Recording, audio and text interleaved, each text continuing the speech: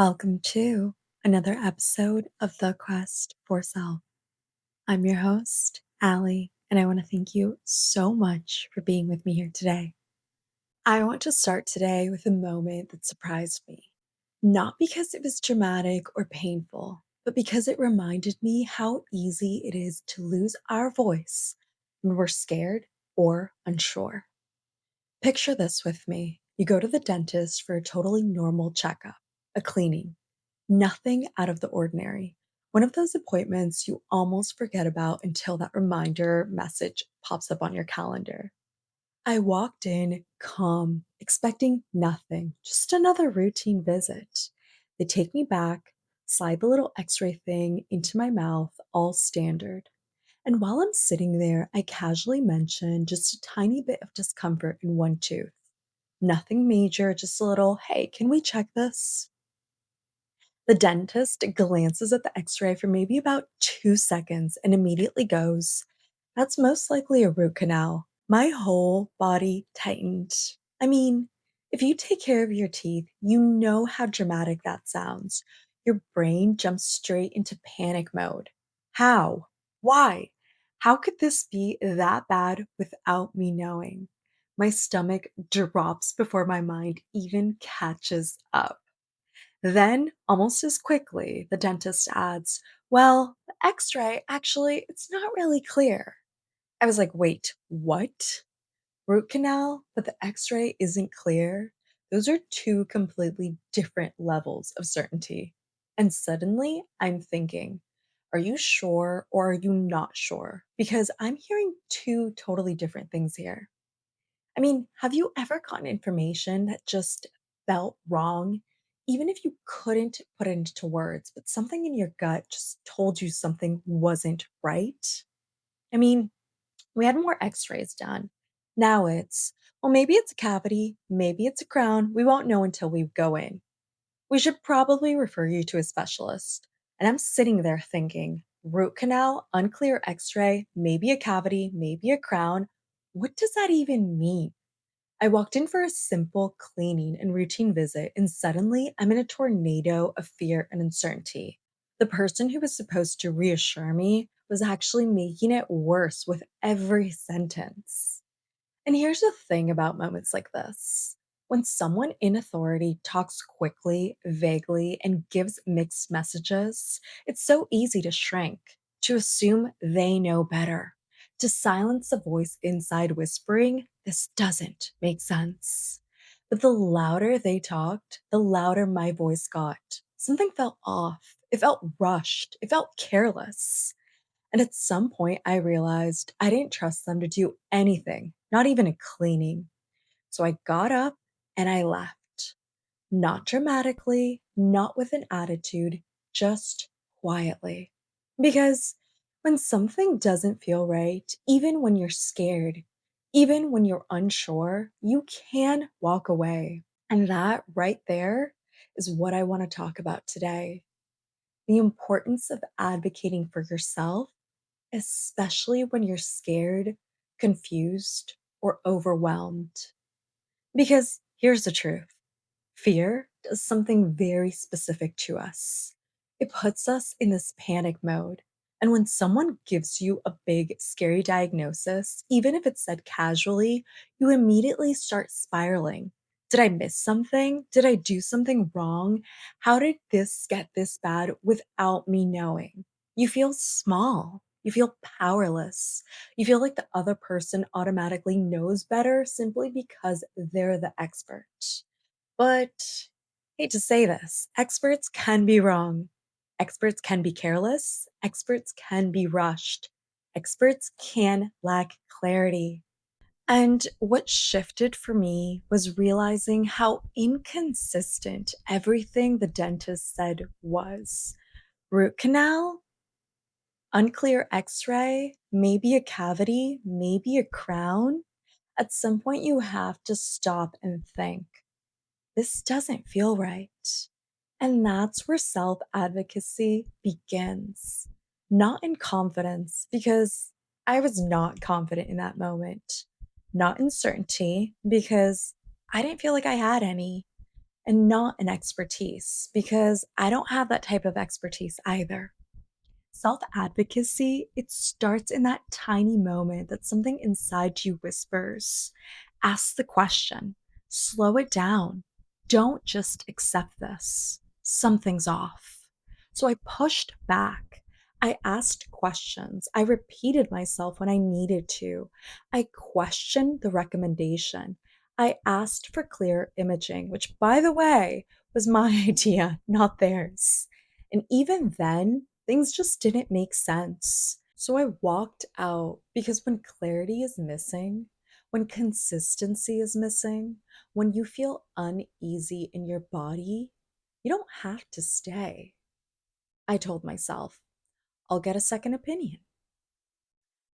I'll trust my intuition over someone's title. And that's exactly what I did. Think about the last time something didn't sit right with your body, but you stayed quiet anyway. How did that make you feel afterwards? We talk about advocacy like it's a big moment, like it's bold, but it's usually a quiet one. You don't have to be confident to advocate for yourself. A lot of people think self advocacy requires strength, that you need to be sure of yourself, that you need to feel brave or bold or grounded. But self advocacy is rarely like that. It's messy, it's shaky, your heart races, your voice cracks, your palms sweat, and you speak up anyway. You don't need confidence. You just need that internal nudge that says, this isn't adding up. You don't need certainty. You just need awareness that something feels off. You don't need to be fearless. You just need to choose yourself, even when your voice is trembling, especially in the healthcare system. It can be so rushed, confusing, and self driven, especially when you're overwhelmed, and especially when someone else speaks with too much authority and not enough clarity. As you're listening, ask yourself, where in your life do you stay silent even though something feels off? Let's dive into some practical ways to advocate for yourself. These are some things that have worked for me, and I genuinely hope they can work for you too, especially in situations when you're scared. Number one is pause before reacting. Take one deep breath or two. Let your body calm down enough to think. Because sometimes we say things out of impulse during tense situations. And I have found how grounding and beneficial it could be to pause before you react. Number two is ask for real explanations. If something contradicts itself, ask. If it's confusing, ask. If it sounds like a guess, absolutely ask. One thing I always say to people is, can you please explain this to me as if you were speaking to a 10-year-old? In situations where I'm not an expert, I ask individuals to explain things in simpler forms. Because truth is, you're not the expert they are, and you shouldn't have to guess or interpret what others are explaining.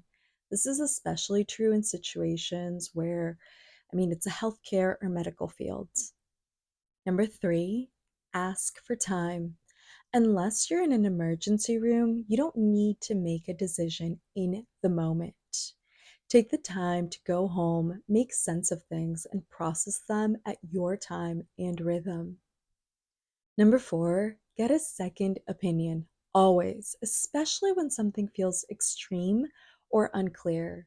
You should never feel like you only have one choice. You have options, always. Number five, trust your discomfort. Your body knows when something's off. Listen to that. Don't let that go ignored. The more you start listening and trusting yourself, the better and easier it gets to listen and trust those feelings. Number six, leave environments that make you feel dismissed or rushed. No degree, no title, no office space justifies making you feel small or pressured. Number seven, remember you always have options. even when it doesn't feel like it. And that's really the heart of it. Every choice you make to honor yourself, no matter how small, is a step toward trusting your voice and taking care of yourself. All of these practical steps, pausing, asking questions, seeking clarity, walking away, they're not just tips, they're invitations to practice showing up for yourself, even when it's uncomfortable. And the more you practice these steps, the more you're building trust in yourself, step by step, choice by choice. You don't have to be fearless to protect yourself.